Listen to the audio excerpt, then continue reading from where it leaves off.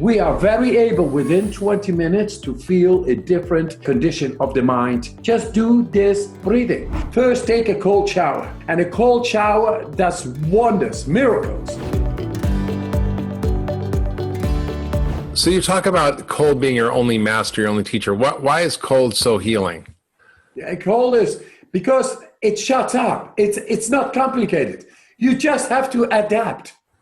You are learning about the mind is learning how to let go of your fear, anxiety, too much thinking, overthinking, complicated being. No, in the cold, you learn to let go so the body is able to respond, to adapt.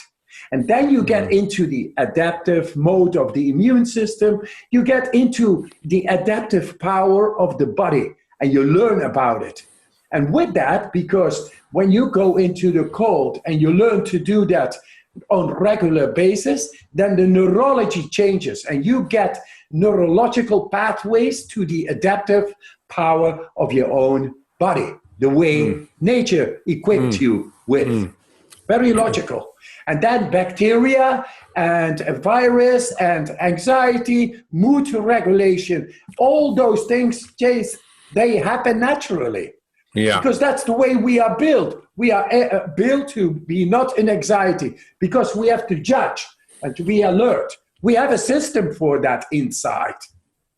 So depression, bipolar, and all those things, we are doing the studies now with San Francisco and Michigan on bipolar and depression to show that we have found keys to equip people with a higher control within their own brain. Using cold therapy or using just the breathing? Breathing, most of it is breathing. Because what do you do when you go into the cold? You learn to breathe deep. So the deep breathing influences par direct the biochemistry. And the biochemistry changed is learning how to suppress the inflammation. Yeah.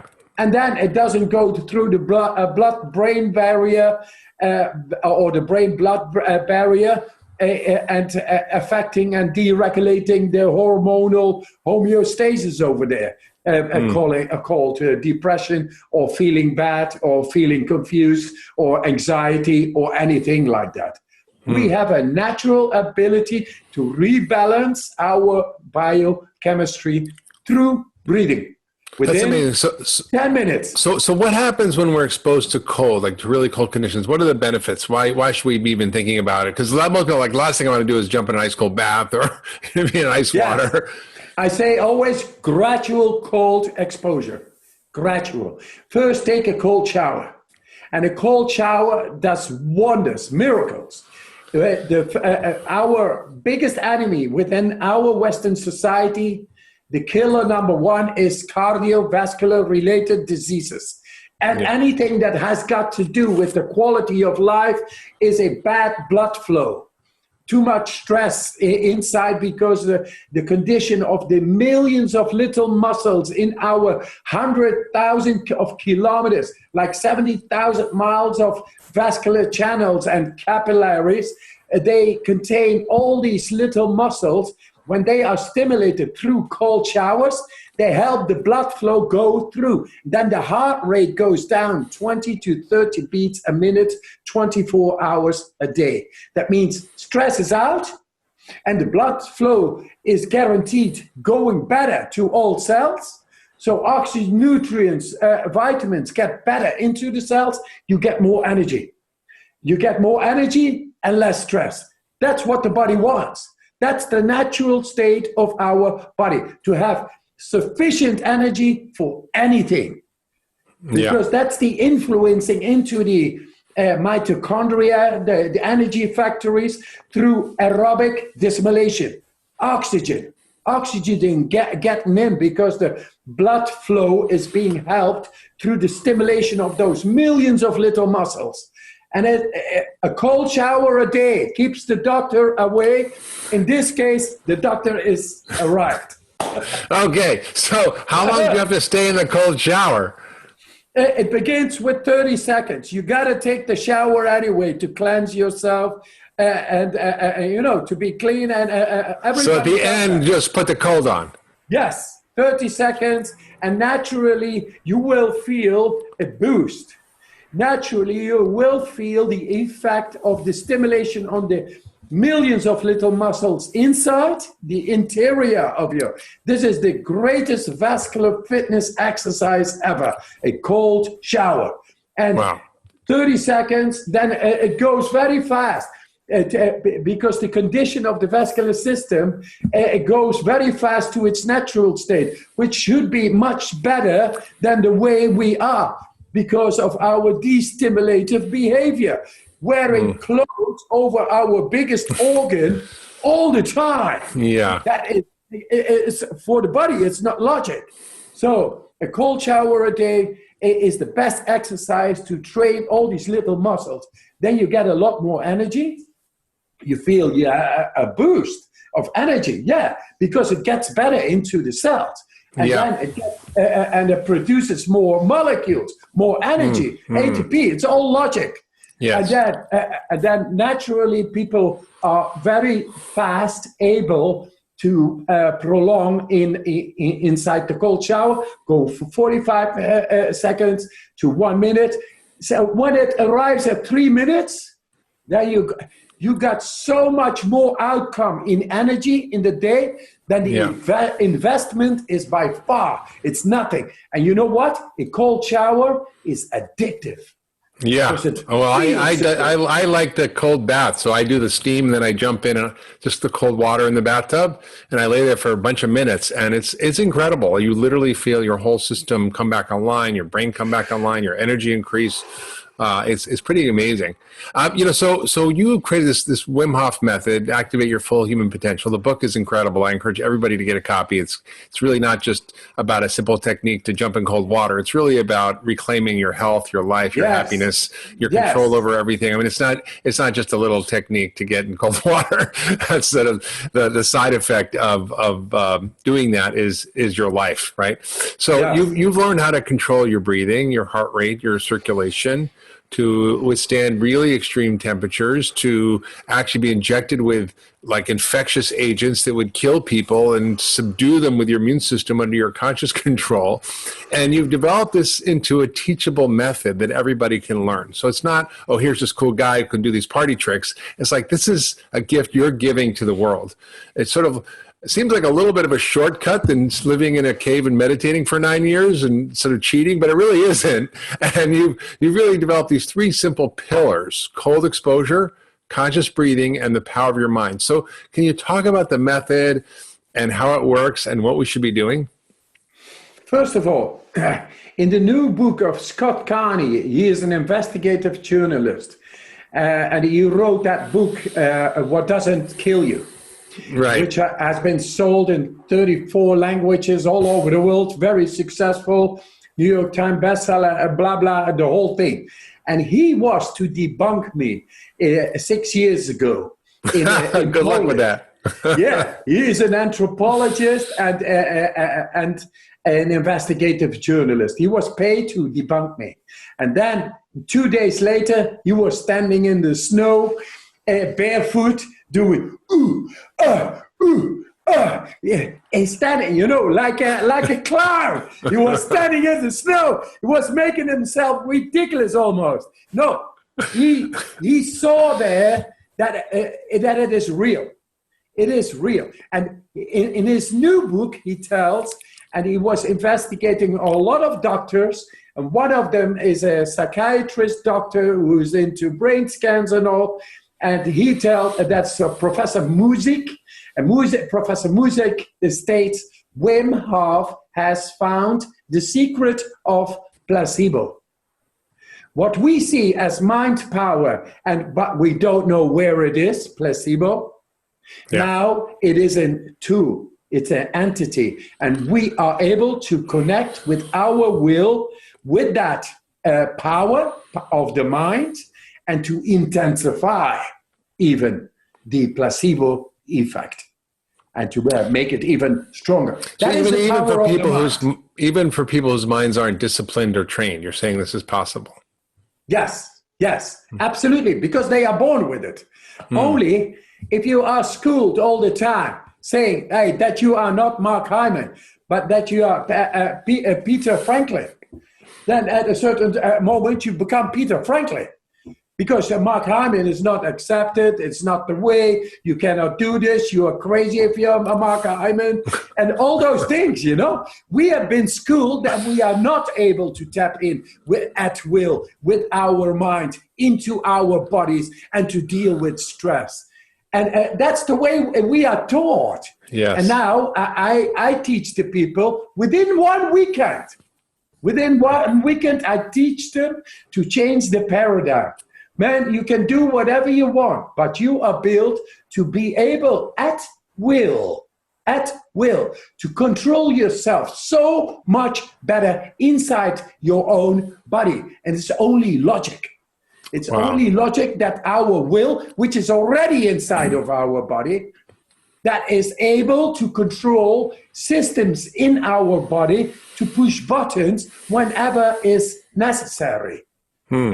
That is of course, is a complete different paradigm than up till now we thought is possible. We are made to be dependent on pills, medicine, pharmacy, on McDonald's, on television, on all that. That is our system. Yeah.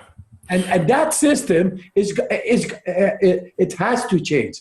Because that system is polluting the world, sodomizing the planet, exploiting the planet, and we become insensitive to ourselves and to others. This is the time for awakening to our inner mechanisms, our potential, the way nature meant it to be, the way nature gave it to us at birth. And we have to listen to that. It seems like there's little doorways that you've created, right? The cold exposure, the breathing techniques, the meditation mindset that you use in the book. These are the sort of doorways that people can access these abilities that help them manage their own minds and manage their own happiness and well-being and their health in ways that are pretty striking. And I think, I want to just chat with you for a minute about this experiment that you did, which I still find mind-blowing, which is you willingly let doctors inject a known biotoxin from E. coli into your bloodstream, knowing that this is something that would kill a normal person. And yet you were able to overcome this using your techniques and manage your immune system. What I'm curious about is, did you consciously go, okay, I'm going to direct my immune system to fight these bacteria or these toxins or neutralize them? Or were you just dropping into a state of meditation? Like, how did that work? I mean, it seemed, particularly in this time of coronavirus, we're all wanting to strengthen our immune system. We're all wanting to make sure we are able to fight whatever we're exposed to. How can this play a role for us? And what did you do? And tell us about that study, because it's so fascinating to me. Exactly. The same inflammatory markers that are the damaging factor in COVID. In COVID, what is happening now, that is the cytokines, right? Yeah, the cytokines, number 1, number 6, number 8, and number 11. I suppressed them within a quarter of an hour. And this was known not to be possible by humans. I did my breathing. I changed my biochemistry, and I do it willfully. And of course, I know, the doctor is going to inject me with the endotoxemia now, the E. coli. Okay, then the E. coli is working now. Not the effect after 1 hour. Then it is. Then you begin to notice. I began directly to fight the E. coli's reaction upon my immune cells. With the immune system inside, the cytokine storm and all that. Yeah. I began to fight it directly by alerting my body through my mind, that was one, and through the breathing, specific breathing exercises. And they are within the method. They are very accessible for everybody, and they are very effective. Not only with me, Then I said, oh, but you are the Iceman. You can do this. You can get the cytokines down where 16,000 people could not. You are the first one to show a complete different, a complete different picture. You have gone into the autonomic nervous system. You have been influencing into the endocrine system, into the immune system. Thought of all not possible. And you have done that. But you are the Iceman. Then I said, no. I'm the Iceman. No. At the most, maybe you can say I'm a nice man. Iceman, that is nice for my ego, but I'm just a simple man, nice man. But let me tell you, we can do so much more than what you guys are thinking of in the science. We are built to be able to tackle disease, to prevent from disease. For that, we have our will and our ability through our breath, manipulation of our breath, to go deeply within and to change the biochemistry, to be on the alert, to activate the adrenal axis to the utmost. And then danger can be emotional danger, emotional stress, mental stress, bacterial stress, viral stress. Any stress, in the end, is cell biological stress, which is danger. And then the adrenal axis activation takes care of that. Wow. There it is. But you said you did also the study with people who weren't you. And yes. I read that they actually were also able to do the same thing you did, even though they weren't the Iceman. They were like 4 other volunteers who were agreed to be injected with these toxins. Exactly. 18 other guys. 18 others. Wow. Yes.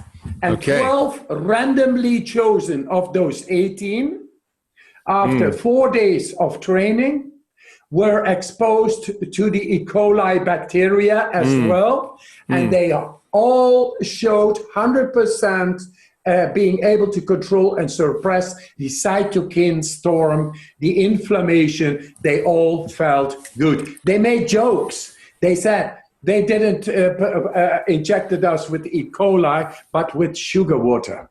That's unbelievable. And they measured the cytokines and they measured all of that. And they saw that change in your biology, which we only see often with medication or not at all. I mean, it almost seems like this is such a simple technique to everybody to learn to help fortify them against coronavirus, right? I mean, even if you have coronavirus, do you think you could actually help to reduce the inflammation as a result? Absolutely. Especially when you feel the symptoms, and I heard many already, but it is not medically researched. I don't know why. Maybe they are not interested. Like yourself in your position with integrative medicine, you cannot make the money out of that.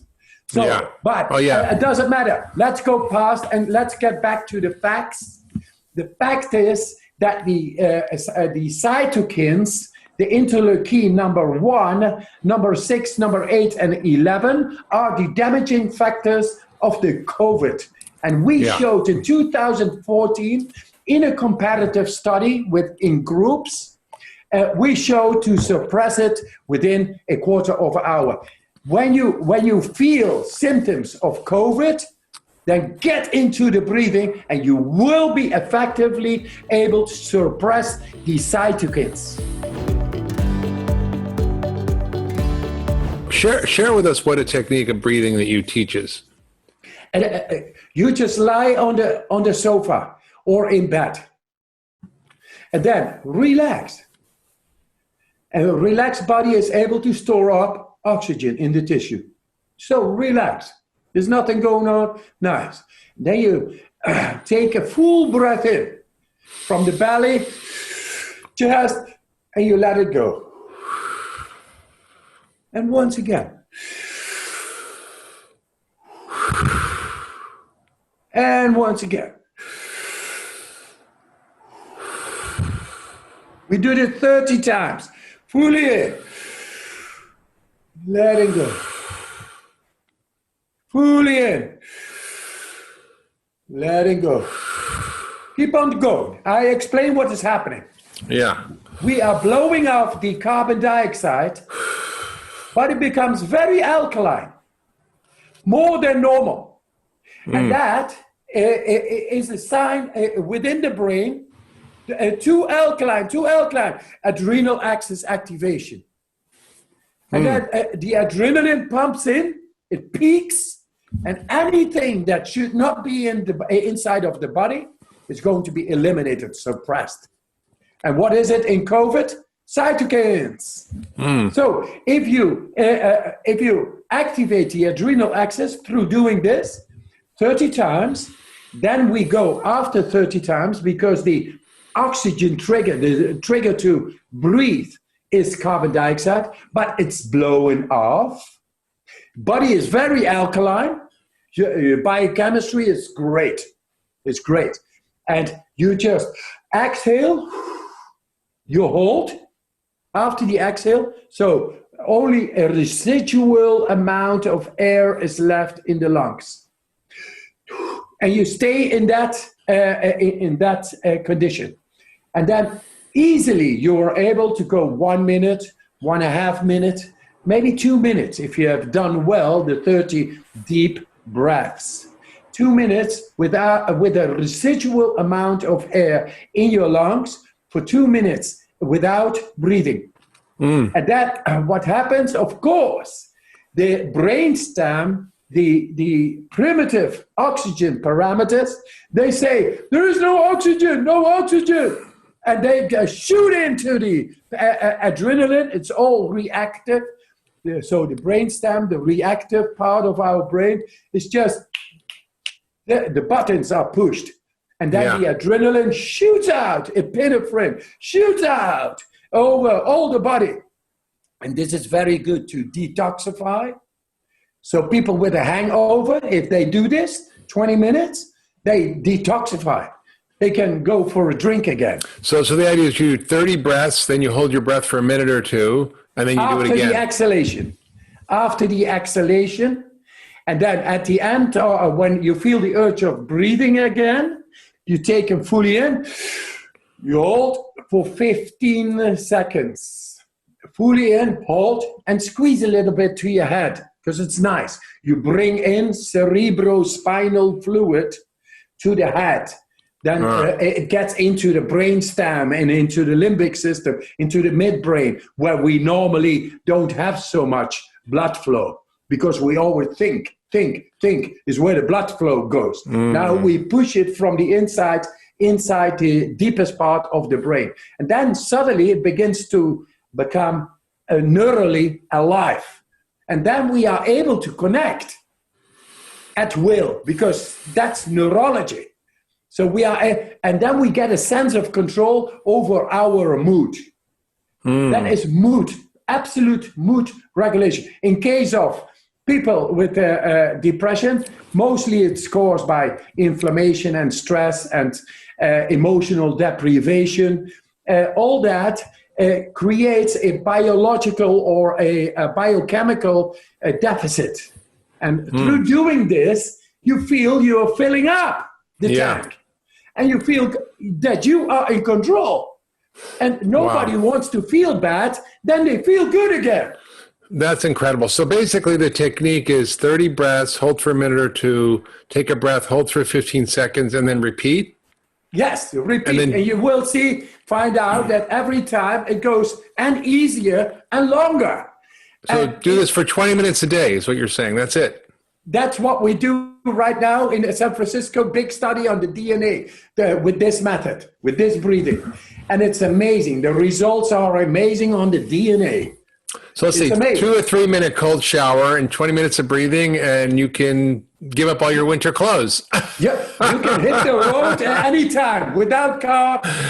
And you can fight coronavirus. You can feel happy, empowered, in control of yourself. You feel the connection. And then when you need it, you know what to do. You just go within. And then you learn about the lost connection within, because of our exterior way of gaining information, control over the world, etc. And that the control inside we lost. And now it's back. And we don't need to sit for 9 years in a cave. That's incredible. That's incredible. It's incredible to me because I've always thought that you need to practice and practice and practice and meditate for decades in order to there it be is. able to. You know what, Mark? They compared 10 minutes of this breathing, specifically breathing. It brings people deeper in the brain than people who are doing exercising for 4 hours, mindfulness a day for years. Wow. All right, I'm in. I'm starting tomorrow. Anybody can do this. I'm starting today. Hey, I'm so excited about your book because your book, The Wim Hof Method, Achieving Full Human Potential, is exactly about teaching you how to do this. It's not just the theory. It's not just all the stories of how you had these superhuman feats, but it's really about how you as an individual can overcome some of the challenges we face as human beings that make us feel powerless over our own minds, over our own happiness, our own life, our own well-being, our own health. And this is a very, very empowering idea. Especially right now, with all the turmoil, the confusion, the anxiety, and the helplessness against the COVID. Man, there is so much more within us, and it's time to wake up. Yeah, it's so beautiful. It's like you're the unlikeliest guru. I love like you're this crazy guy from the Netherlands who's just found some doorway into something that was obscure to most of us for thousands of years. And I'm just so grateful for your work and your commitment. And I know you got likewise. I'm honored. I'm honored to be your guest on your podcast. Thank you very much. Of course. Mark. Of course. You are a bloody great guy. Thank you. Well, we have fun together when we're together. Yeah, that's for sure. That's for sure. And I'm coming. I want to go as soon as COVID lightens up. I want to go do one of your week-long workshops in Poland. You go to the ice in the winter. It's like 4 or 5 days. And then in the end, you will be exposed to the elements of cold, wind, that is wind chill and all for 5 hours in your shorts, and you're going to have a great time. Oh my God, I need it. You know why? Because I love swimming and there's lakes here. And I went in yesterday. It was a little chilly. And I was like, I came out freezing. I was like, oh no, Wim's going to be mad at me. I was so cold. I had to come and take a hot shower. Man, I don't like, I love hot showers. But I also love the cold. The cold gives you such a power.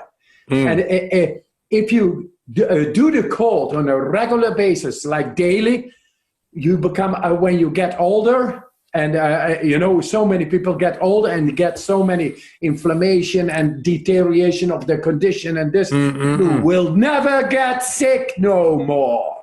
It's amazing. Yeah, speaking of that, I think looking at the studies you've done, and combining cold exposure and breathing, meditation, and your mental attitude has had huge effects on people's health. And there are many students that you've had who are practicing this method for years and been able to reverse diseases, things like diabetes and Parkinson's, and lose weight and do incredible feats of athleticism. Arthritis. How does that work? I mean, can you share some of these stories? Because this seems like a revolutionary approach to treating illness.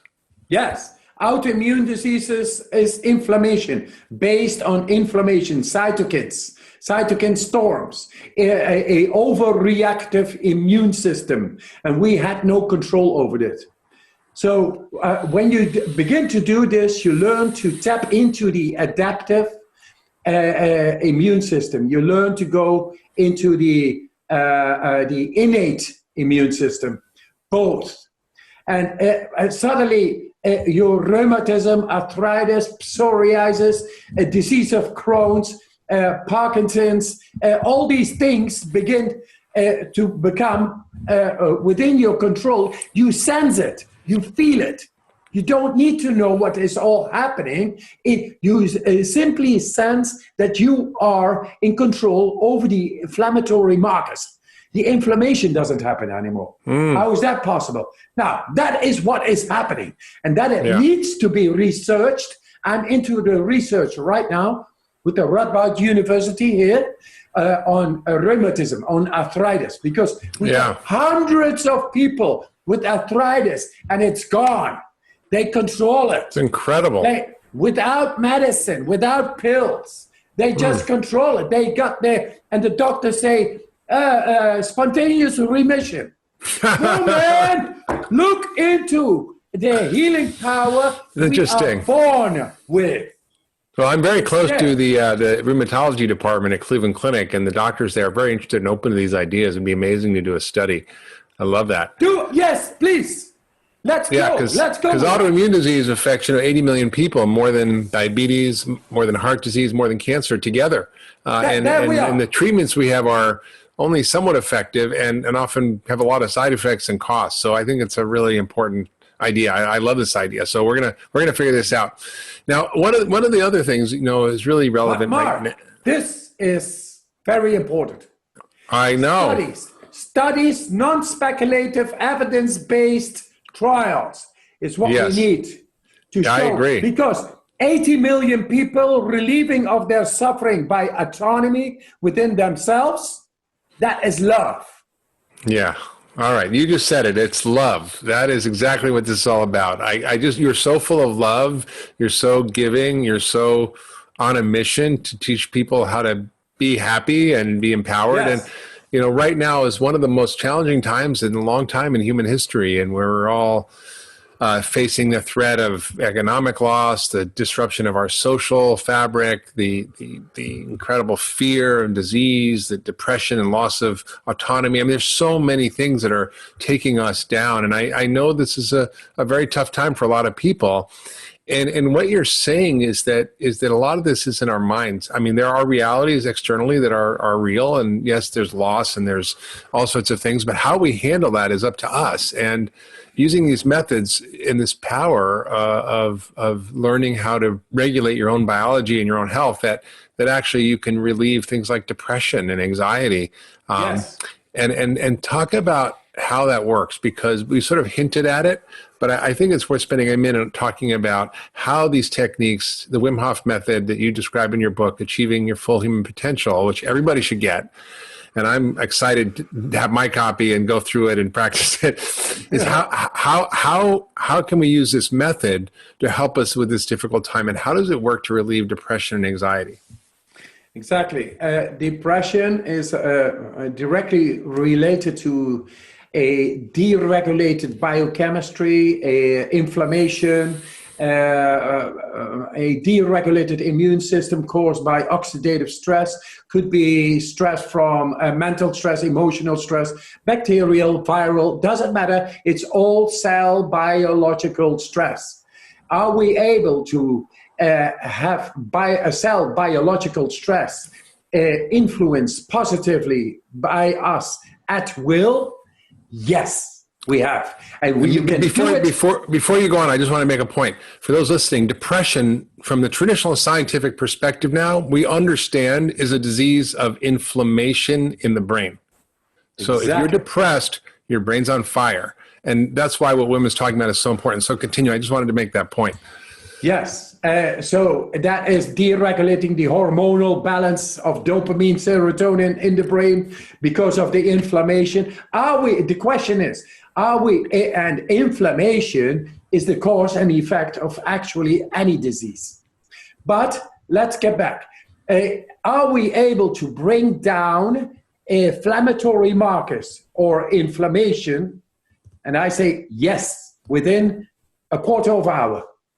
Within a quarter of a very developed stage of disease takes more time, of course. It takes healing.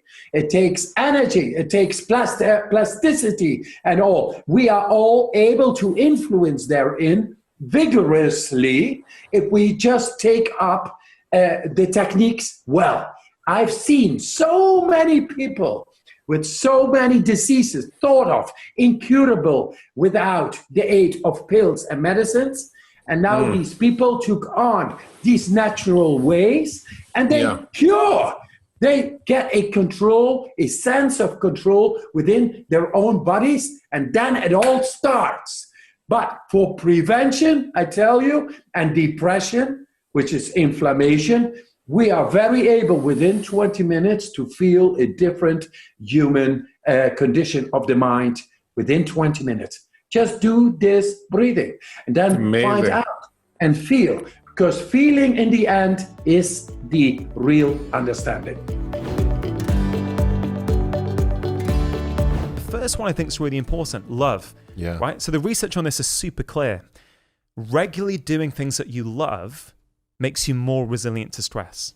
Right. So you mentioned a lot of Americans are struggling that they don't have control over their life. And this is the interesting thing about stress, Mark, is that sometimes we can't, as physicians, change the stressors in our patients' lives. Right. No, you can't change what's happening out there. You just change. But we can make them more resilient to it. Yes. And regularly doing things that you love makes you more resilient to stress. At the same time, being chronically stressed makes it harder for us to experience pleasure in day-to-day things. So one of my recommendations to my patients is have a daily dose of pleasure, even if it's just for 5 minutes. You know, can you each day give pleasure the same priorities you might give to the amount of vegetables you have on your plate, or whether you go to the gym? This could be going for a walk. It could be reading a book, listening to a podcast. It could even be coming home from work, putting on YouTube, watching your favorite comedian for 5 minutes and laughing. Yeah. That is very important and very valuable. And it makes a huge difference. I mean, I'm out in California doing my public television show, and I was at the hotel and I was right on the beach, and I went out to the beach and I jumped in the water, swam a little bit, and I came back and I literally just laid there in the sand doing absolutely nothing. And I can't tell you how pleasurable that was to just be unplugged for a minute and stop. And most of us just keep go all day long and distract. Well, there's obviously the nature piece there as well, which is very impactful for stress. But let me tell you about a patient I saw recently. I think you'll find this interesting. 54-year-old chap, I think he was, certainly mid-50s. He was the local, he was the CFO of a local plastics company. And, you know, he was in a good job, earning good money, married with 2 kids. He came in to see me and he said, Dr. Chatterjee, look, I'm struggling a bit. I find it hard to get out of bed sometimes in the morning. I find it hard to concentrate at work. You know, I just feel a bit indifferent to things. Is this what depression is? Now, I started to chat to him. We did some tests. I was looking into all aspects of his lifestyle. But ultimately, one thing was quite clear to me is that he never did anything that he loved. So I asked him, you know, how's your job? He said, yeah, it's fine. You know, I don't really enjoy it, but it pays the mortgage, pays the bills, feeds the family. I said, okay, how's your relationship with your wife? Yeah, so, you know, I don't really see her much, but it's, you know, it's fine, I guess. He was very, very indifferent. I said the same about his kids. And I said, have you got any hobbies? He said, Dr. Chatterjee, I don't have time. My work's busy. At the weekends, I've got to do all the chores. I've got to take the kids to their classes and their sports games. I don't have any time. I said, did you ever have any hobbies? And he said, yeah, sure. When I was a teenager, I used to love playing with train sets. I said, okay, fine. Do you have a train set at home? He said, well, yeah, I've got one in my attic, but I haven't played with it for years. And I said, what I'd love you to do when you get home this evening is get your train set out. Now, look, Mark, I appreciate this may not be the advice. Did you write that on your prescription pad? Yeah, well, kind of. You know, I'm all for lifestyle prescriptions, right? And he play with train set 3 times a week. Well, for 15 I'll tell you what minutes. happened. What was fascinating is that refills unlimited. Exactly, but you know, it may not be the advice that he was expecting from his doctor. But he said, yeah, okay, sure, I'll do that. Then this was in a conventional medical practice. These were 10-minute consultations. This is in the National Health Service in the UK. We don't get the chance to follow up all our patients. We see maybe 40 to 50 patients a day. We simply can't follow them all up. I didn't know what was going on with him. 3 months later, I finished my morning surgery and I was in the car park about to go and do my home visits. And I bumped into his wife. And I said, hey, how's your husband getting on?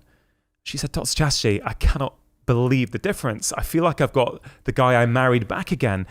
My husband comes home from work. He's pottering around on his train set. He's always on eBay looking for collector's items. And he's now subscribed to this, you know, this magazine.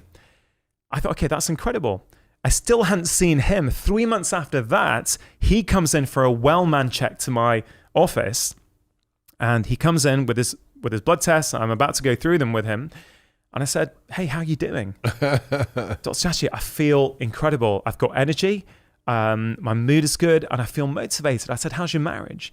Marriage is great. I'm getting on really, really well with my wife. How is your job? Love it. Really, really enjoy the job. So why is that so powerful, Mark, is this. Did he have a mental health problem?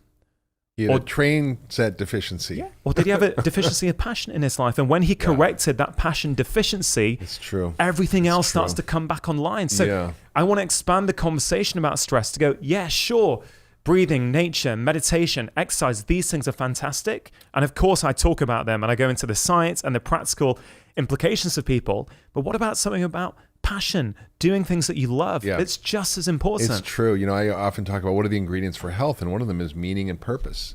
And I was just shocked a number of months ago to see an article in the Journal of the American Medical Association that people who lacked meaning and purpose had a higher risk of death and disease. Yeah. I mean, it's just striking. It turns out in the research that it's not just smoking or bad diet or lack of exercise, but lack of meaning and purpose that increases your risk of death. I mean, that's a very striking finding.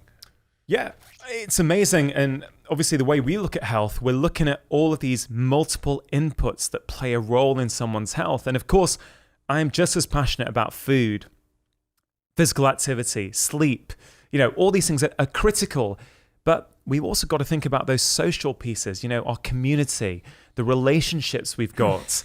Why do we get up each morning? Do we feel that we've got control over our life, or do we feel, do we sit in traffic for 2-3 hours a day in a job that we can't stand for a boss who doesn't value us?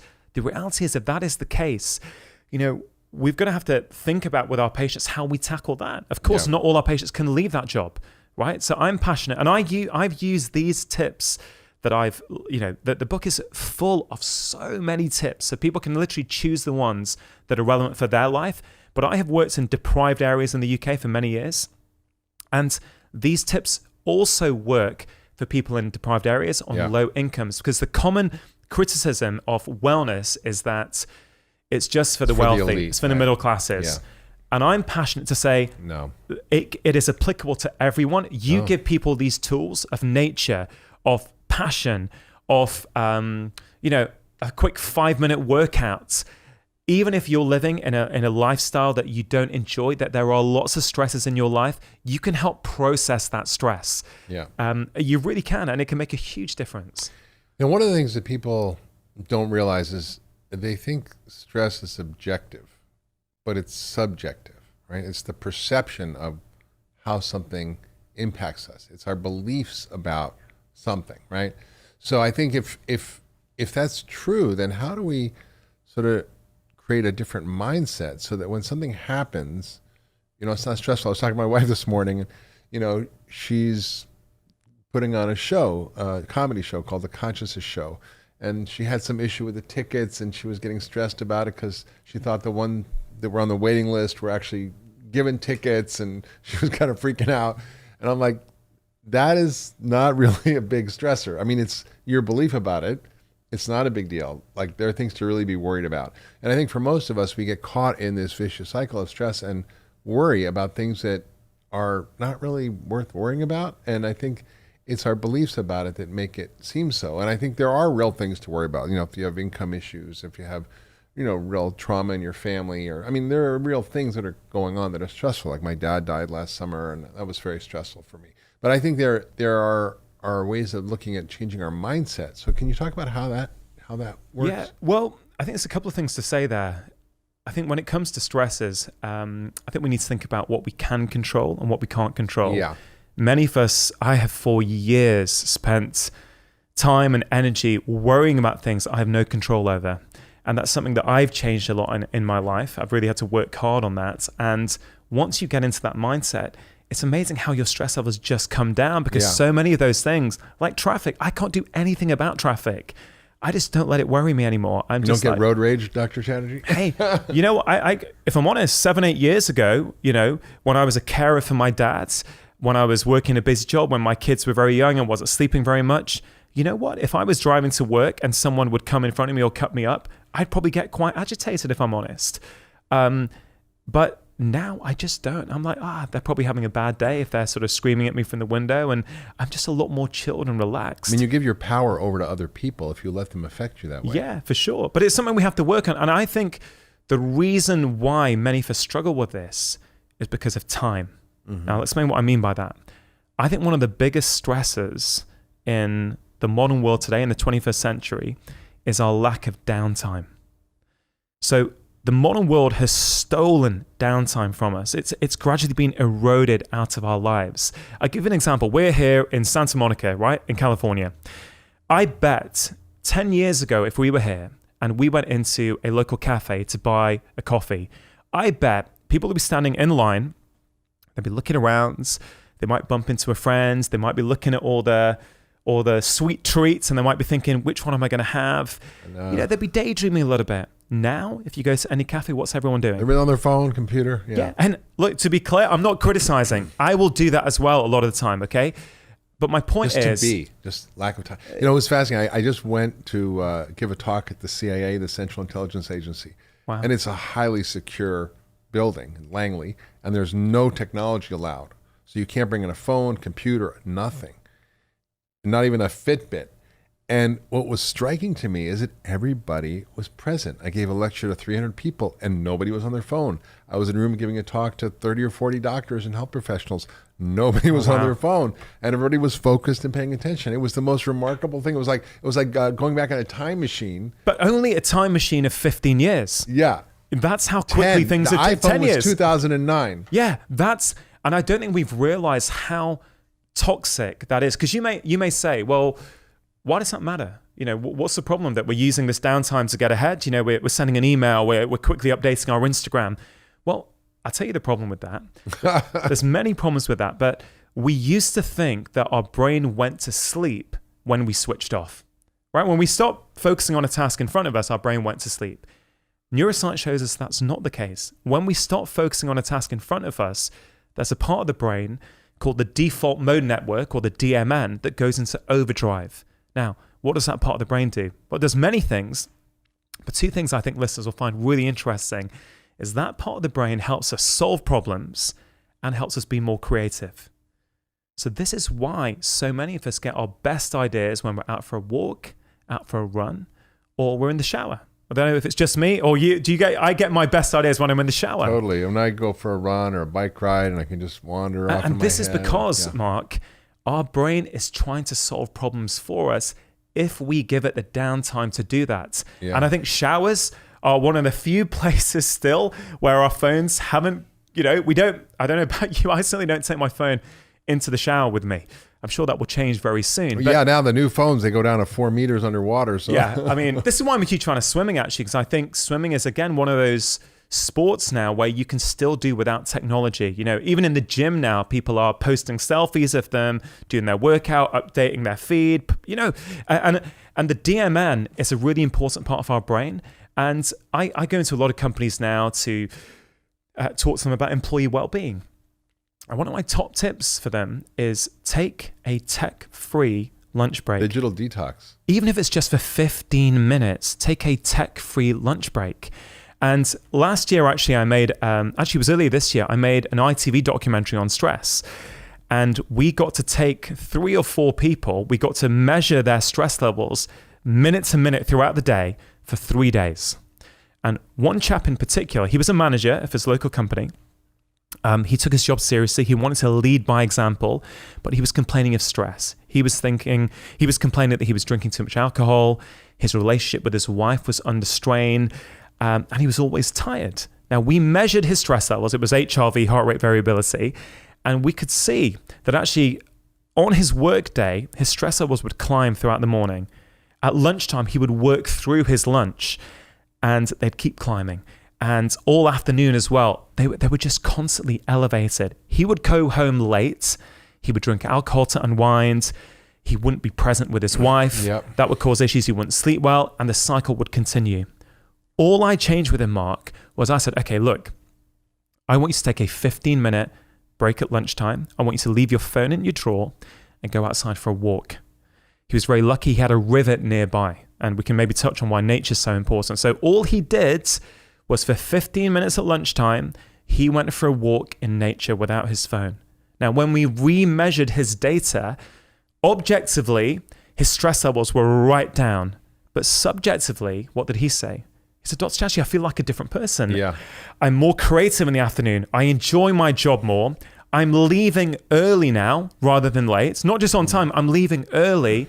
I'm drinking less alcohol, and my relationship with my wife has improved. Yeah. So this is what I call the ripple effects, right? Yeah. One small thing. It's powerful. So when we say that wellness is for the middle classes, well, hold on a minute. Who doesn't have the ability to have a 15-minute tech-free lunch break? Yeah. Right? That is free. That's not asking a lot. It's true. And I'm not trying to underplay this, but I'm very powerful. I mean, I think the whole digital detox movement's really growing. Yeah. And, you know, for my wife, for our anniversary, I got her a little box, and I said, "Here, honey, here's your anniversary present." And she's like, "Oh, this is such a nice little box." I said, "No, that's not the present. The present is I put my phone in the box Friday night, and I don't take it out till Sunday night." And she's like, started crying. Like that was the best present I could give her, to be present with her, right? The presence of presence, right? And then I did it, and I thought, oh, this is for her, you know. But my experience was so transformational. I was like laying on the carpet, playing with the cats, listening to jazz, just daydreaming, relaxing, not grabbing my phone every second.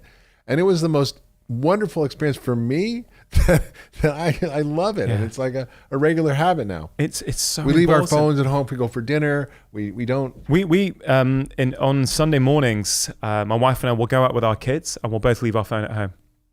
And you know, ideally I do it for the whole day, but often it's like 4 hours, 4 or 5 hours.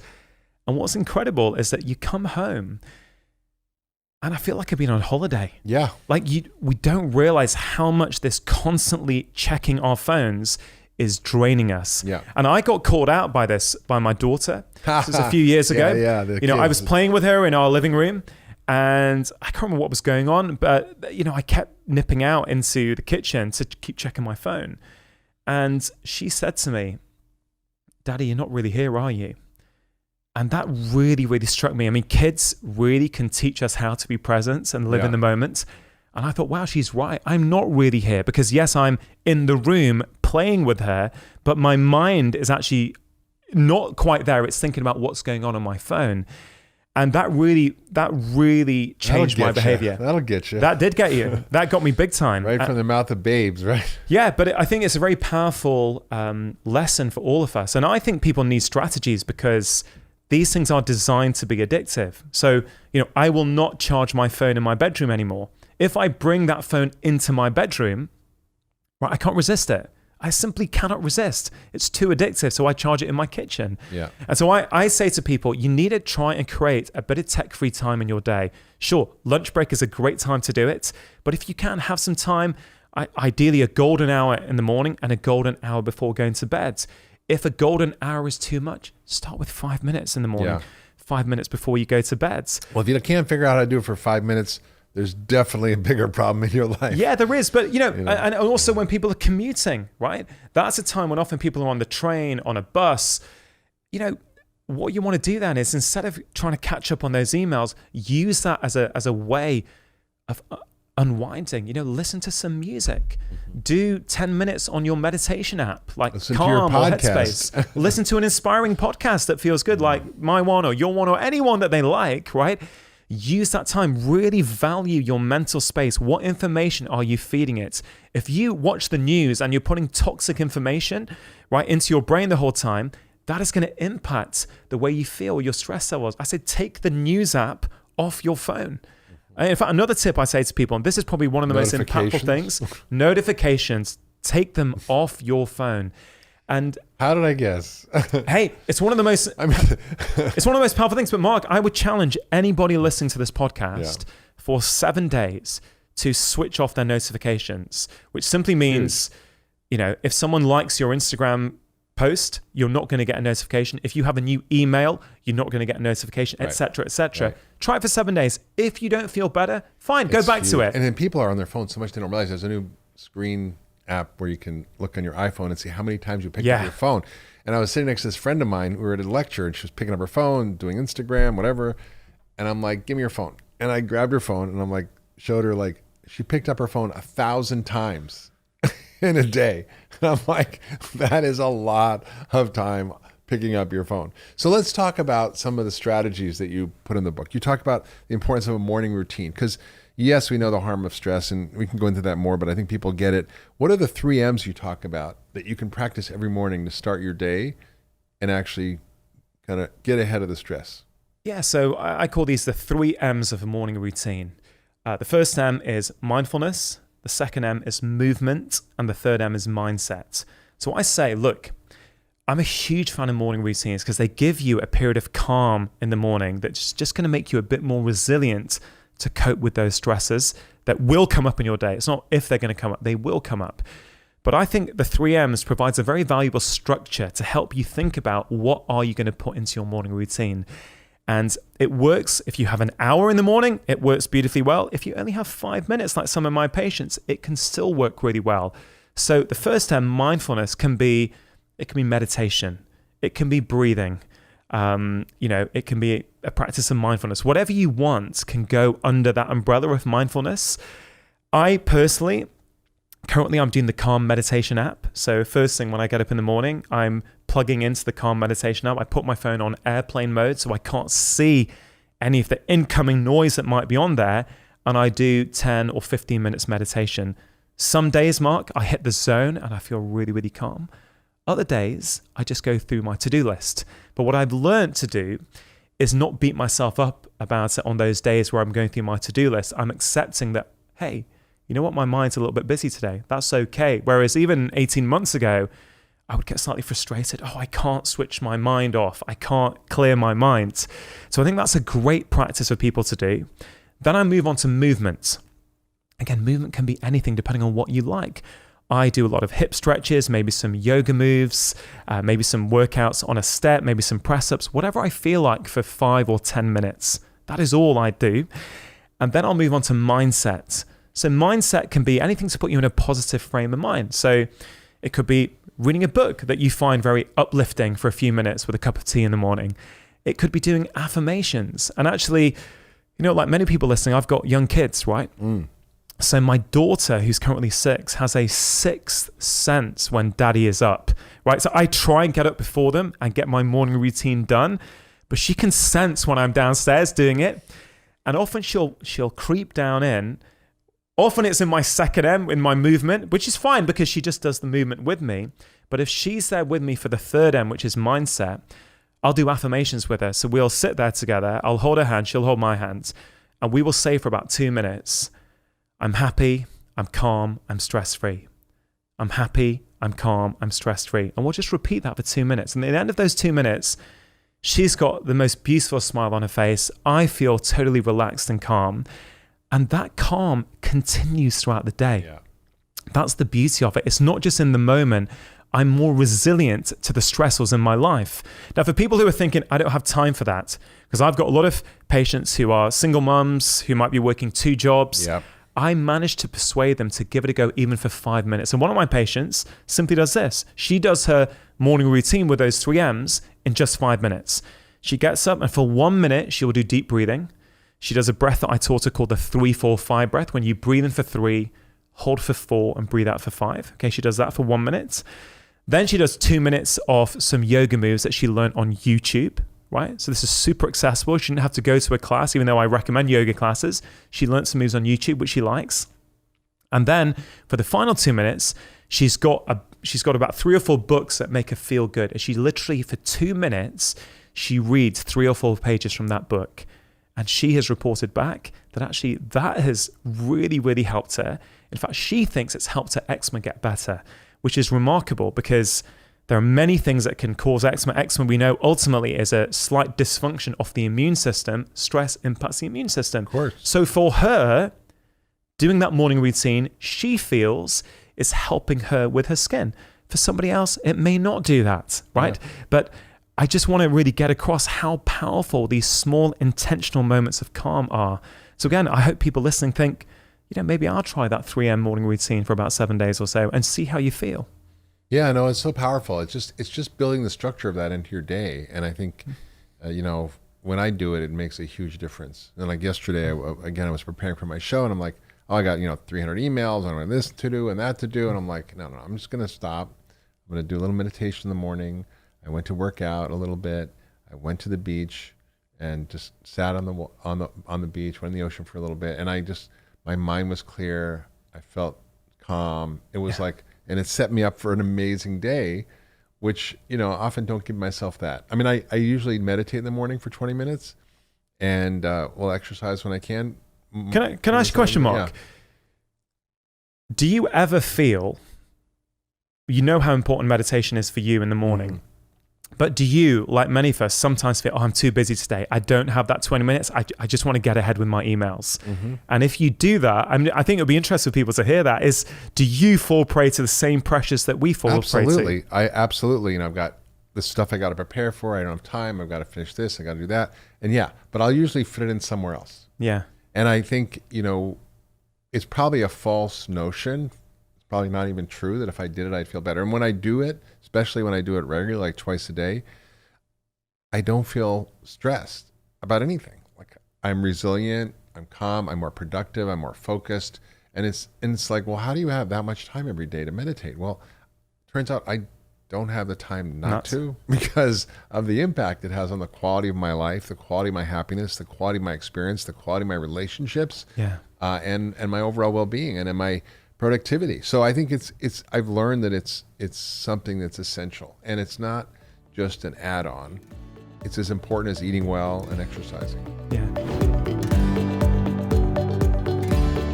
And I think that's one thing we really work on with people when they're really struggling with this is getting them in some pattern and rhythm of getting a good sleep cycle, getting a good eating cycle, not grabbing and going, not skipping meals. There's a lot to be said for fasting. You've done a lot of podcasts on this, and there can be really a lot of great things with fasting. But sometimes when people are really when their HPA axis is really underactive and it's not working very well, and if they've got the signs of burnout or adrenal dysfunction, right? Fasting sometimes for too long can be more stress on their body. Yeah. Or some extreme diets can be more stress on their body, and they might not be at a point where they can do it. They can feel good with it, right? They can't get all the benefit from it. So they can still fast for 12 hours, but we might not be fasting them for 16 hours or 18 hours during that time. Well, it's really important what you bring up about food, because there are certain foods that actually cause stress in the body, independent of your thoughts. And there are certain foods that reduce stress in the body, independent of what you're thinking, right? Yes. So it actually, food can be a stressor or a relaxer depending on what you're eating. Can you talk about the foods that tend to cause more cortisol, adrenaline, and stress in the body, and then some of the foods that we would be thinking about that might help reduce that? That's such a great point. If we eat a donut and with coffee and sugar, I'm going to an extreme here, for breakfast. That's not that extreme. It's probably the breakfast of most Americans. Dunkin' Donuts is and really coffee. stressful on the body, right? Why? Or because it causes this spike in our blood sugar, because it gets digested and absorbed really quickly. Our blood sugar goes up quickly, and the body goes, "Oh no!" Right? It gets stressful for the body. The body produces a bunch of insulin to help lower it. And then what happens is the blood sugar drops afterwards. And so those ups and downs in blood sugar like that are really stressful for the body. And if your blood sugar is dropping, it's a life-threatening emergency. You got to go get food.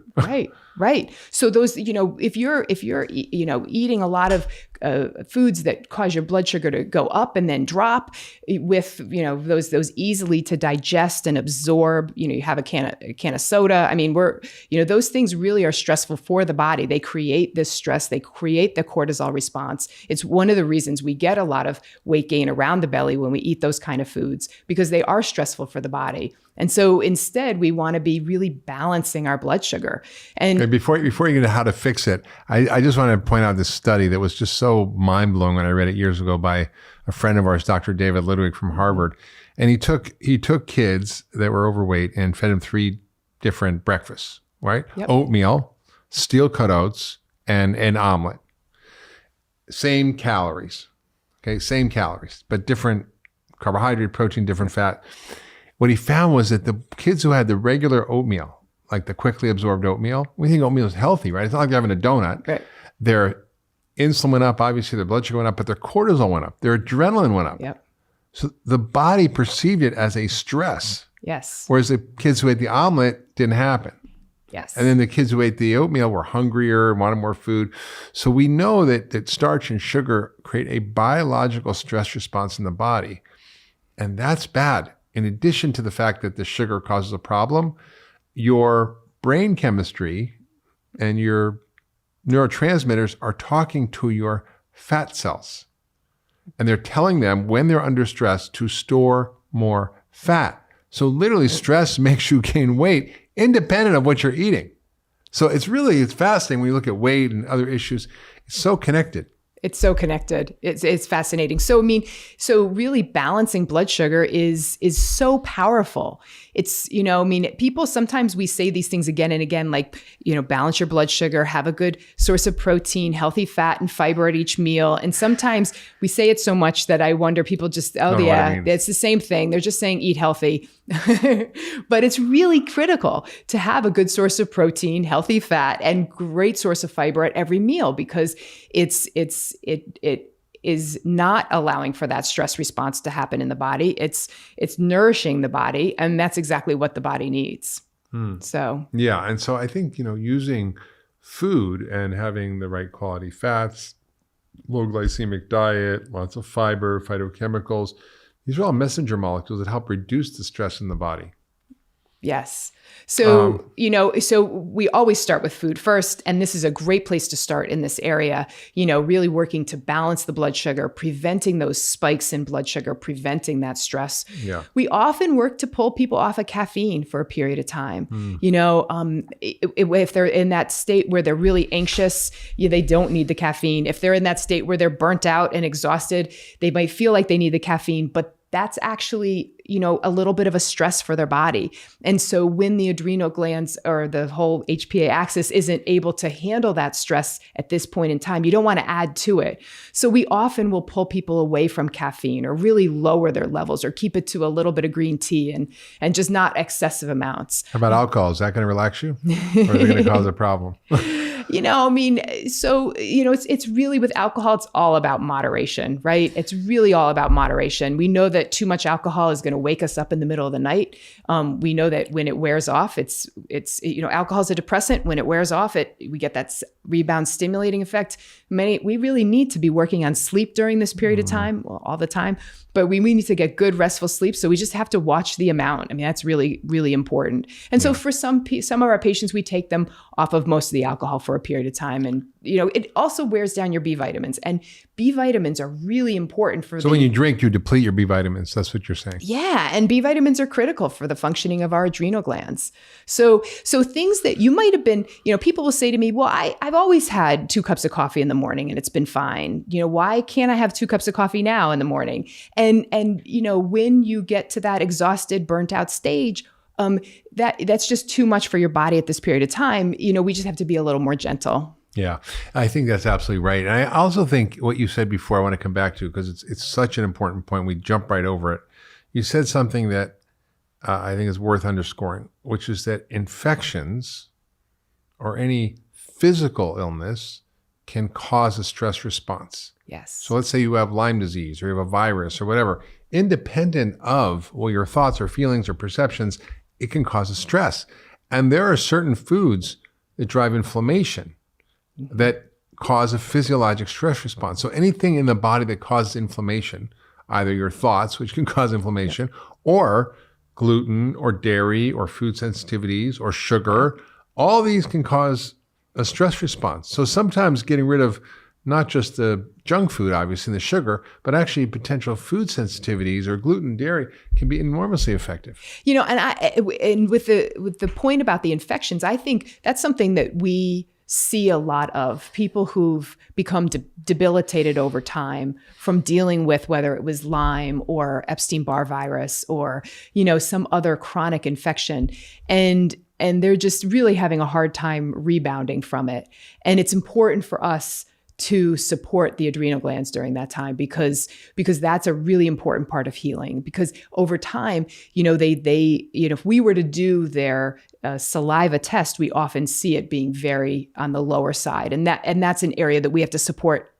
We're supporting their immune system, we're supporting their digestive system, we're supporting their detoxification system, but we also have to support them hormonally too. It is important for us to pay attention to. All right. So what are the other things we have to do? We diet, we clean up our diet, we cut down the alcohol, the sugar. There's certain other lifestyle things that are really important. You mentioned sleep, and that's a whole other thing, because if you're stressed, it's hard to get the sleep regulated, and we know how to do that.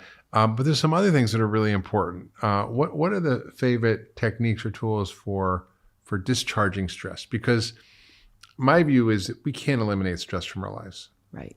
It's coming at us, whether we like it or not.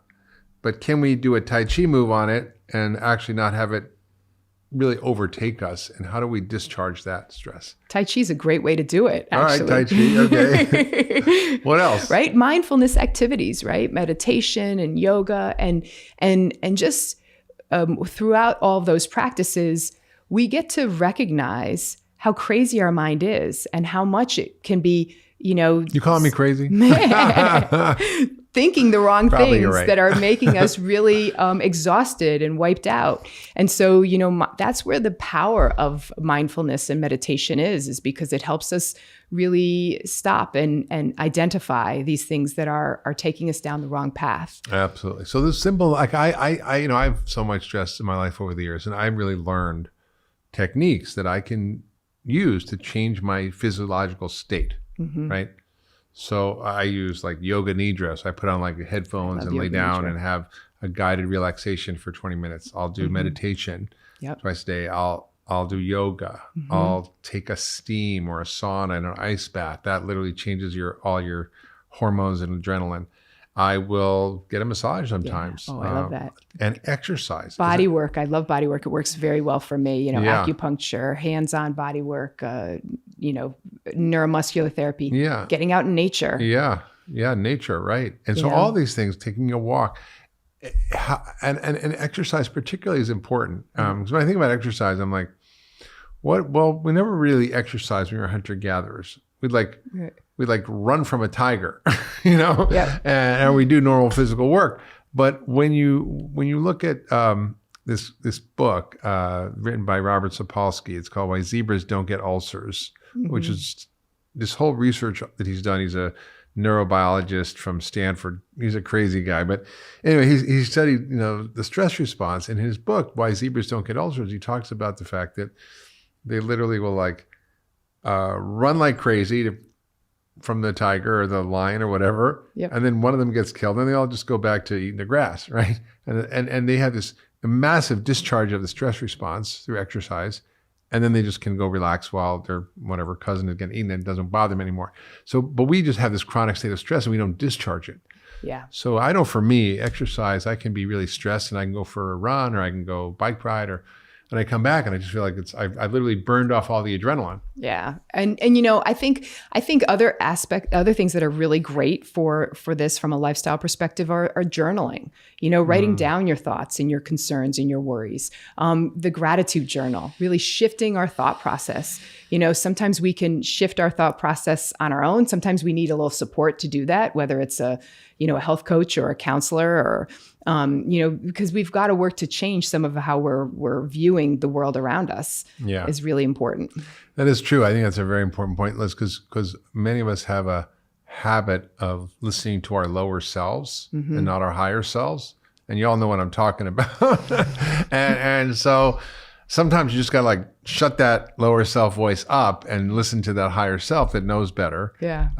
And all of us struggle with that, me included. But I think it's you have to learn to not let your mind run your life. Absolutely. It's not always very friendly. There's a lot of negative self-talk and a lot of fear, and understanding that and meditation can be really helpful with that. Journaling can be helpful. There's various kinds of approaches, life coaching. Let's talk about we've talked about exercise, we talked about diet, we talked about sleep, we talked about stress reduction, we talked about getting out in nature. Let's talk about the role of nutritional supplements, because we use that a lot in helping people to recover. And partly because during times of stress, you really get depleted. in nutrition and nutritional supplements. And I remember reading this paper years ago about Kosovo, which was a war zone back in the 90s. And what they found was that the people who were in this chronic state of stress in this war zone had tremendously depleted magnesium. They literally collected their urine and they found the magnesium was just pouring out of them, which is the relaxation mineral. Yeah, right? Magnesium's wonderful. And when we're low in magnesium, we also feel more depressed. There's been interesting research on that too. So it becomes this vicious cycle. And so magnesium, we get a lot from our foods, our whole foods. But sometimes when there's been when you've been going through this chronic stress period of time, sometimes we need to really give people extra magnesium. And so we use that a lot as a supplement. We use B vitamins, good quality, methylated B complex, helps support the body during this time. We use a good multivitamin and just some of the basics. Really yep. And sometimes we'll use things like adaptogens, ashwagandha. So what are adaptogens? Adaptogens are herbal substances that really help the adrenal glands. It's just support them herbally. So, and they call them adaptogens because they help us if we're overstressed, they can help us feel more calm. But if we're depleted, they can help support us. So they can adapt to what we need in a sense, I guess. I mean, they've been used even in space exploration. The Russians cosmonauts always took these adaptogens to help their stress resilience. And I personally take them because I live a fairly high stress life and I want to create as much resilience. So what are the top ones that we use? Ashwagandha, rhodiola, Asian ginseng, Siberian ginseng. Even? Yes. Yeah. So those are really supportive to the adrenal glands. And we sometimes will use things like licorice if somebody's really depleted in their adrenal glands. But you have to be a little careful if you're doing that on your own. If your adrenal glands aren't really low, sometimes that makes you feel more anxious. So that one you have to be a little bit more careful with. If you have low blood pressure, if you're dizzy when you stand up, if you have palpitations, then you probably will benefit from it. But it can definitely raise up the blood pressure. So if you run a little high with blood pressure, you need to be careful with regular licorice. So why don't we go into a few cases that you've had? Because I think it's really instructive to learn about how this affects real people. The first one was a nurse, an ER nurse. Yeah. So she was a 39-year-old woman and she came to see me because she had fatigue. And she was frustrated because this was new to her. She had never really had a lot of fatigue in her life. She was a go-go person. She was a nurse and, lots of energy, worked in the ER, really loved her job and, really got a lot of personal reward from her job. And so was really, really frustrated and concerned where she was feeling so tired. She didn't want to go to do her job anymore. And it would overwhelm her now. And she couldn't really respond to some of the stresses at work as easily. And she was feeling sad about that, and concerned about that. And so she had seen her primary doctor who had said, well, maybe this is depression and should we start some medication? And she wasn't ready to do that. And she wanted to look at things a little bit of a different way. So she came to see us. And when we delved deeper, we found out that, she worked the evening shift. So she would work in the evenings. She was kind of not always that careful with her diet. She'd grab a couple cups of coffee. She'd grab some food here or there. She would eat in the cafeteria at work. So, she tried to be healthy, but it wasn't the. I mean, when I worked overnight shifts in the ER, I would have like a quadruple espresso, a giant chocolate chip cookie, and a half a pound of ice cream, and I'd head to the ER for my 11 at night to 7 in the morning shift. Yeah. So she'd gained some pounds. She'd gained like 20 pounds over the last couple of years. And so she was frustrated with that too. And she was so tired, she just couldn't exercise anymore. She didn't have the energy to get up in the morning and to exercise before she went on her shift.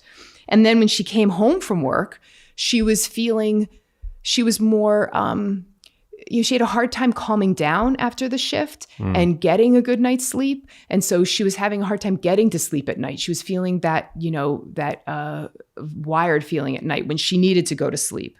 So we did her saliva test. We did the cortisol awakening response with saliva test.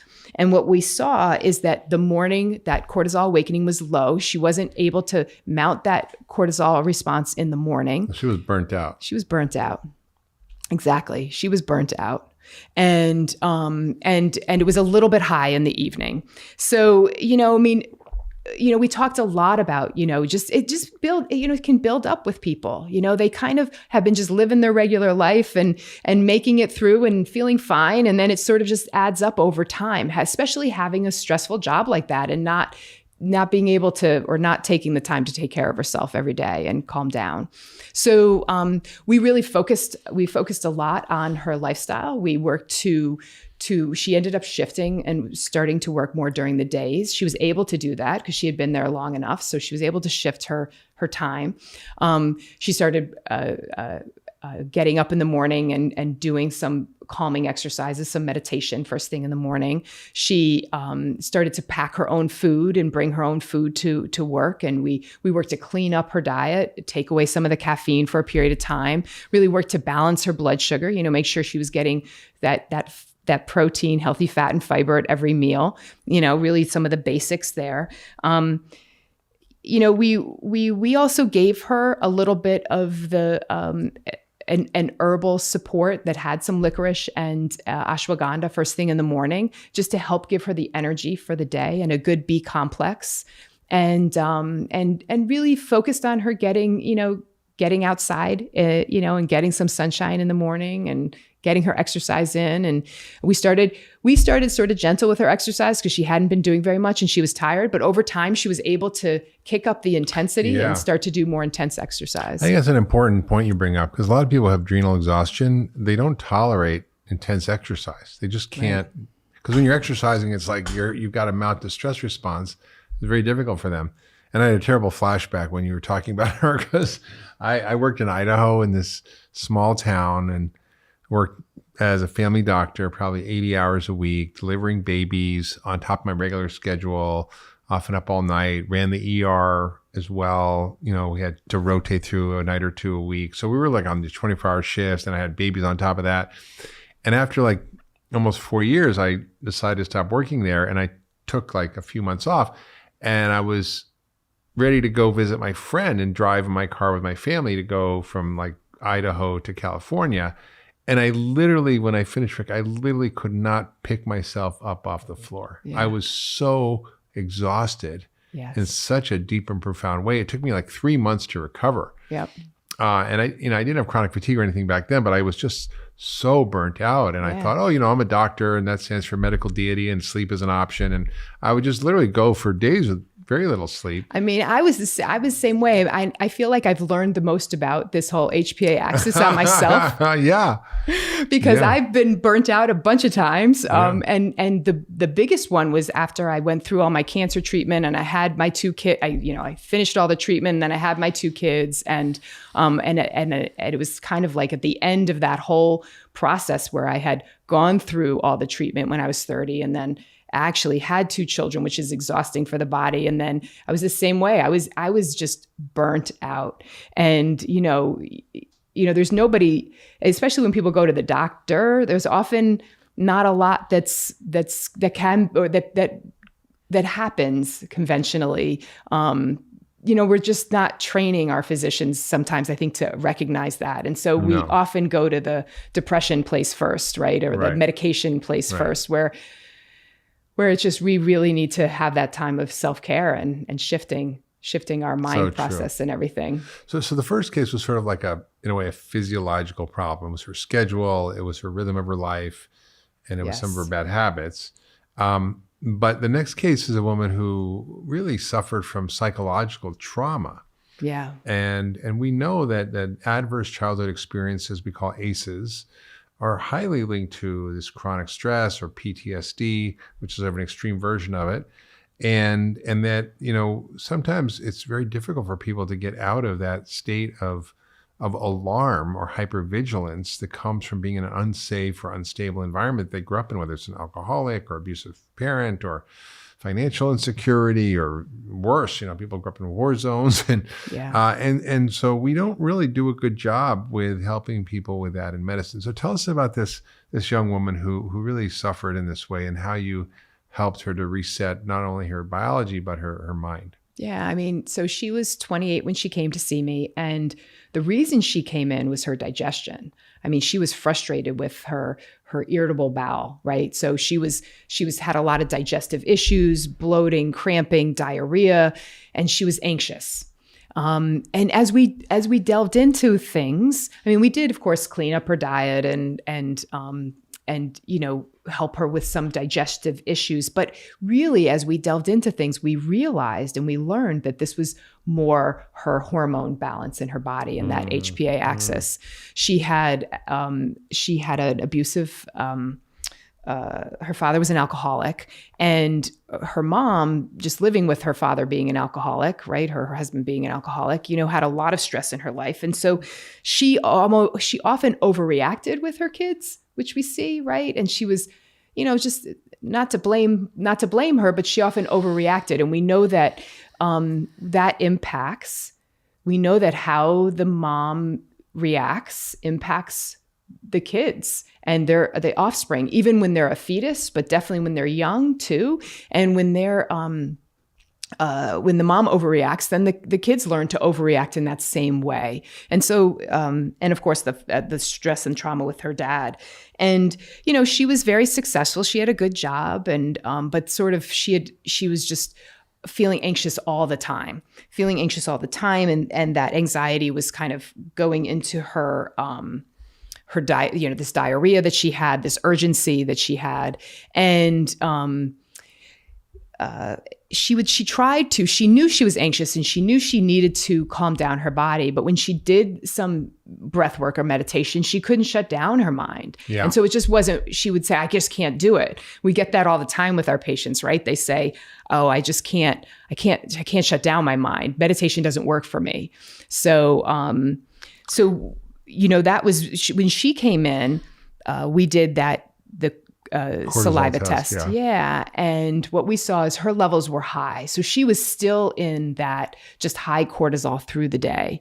So her body was, just continually pumping out a lot of excess cortisol. And that was making her feel really anxious and unsettled inside and contributing to her overall health. So then we got more information. She was, she was also a 2 to 3 cup coffee in the morning. She often skipped breakfast. She skipped her lunch many times or just grabbed whatever she could. And so we really worked in many aspects with her. We have a woman, Sudha, who works in our clinic and works with people to teach them mindfulness, different exercises and meditation. And I think that can be really helpful. There's a lot of great apps out there. But sometimes people need a little more hand-holding than that. And so, I had her work with Sudha, who works in our clinic, and that was very helpful. She worked with her for a long period of time, but just to do some regular weekly meditation sessions together, and sometimes you need a little help from somebody else. Yeah, energy work, breath work. Yeah, I had her work with a Reiki specialist as well, because many times some of those ACEs, those adverse childhood experiences get stuck, that trauma gets stuck in our body, and energy work like Reiki really can be helpful at releasing some of that stuck trauma, which is important sometimes we have to let go of. Well, it's interesting right now. There's a lot of research going on around psychedelics and stress and trauma.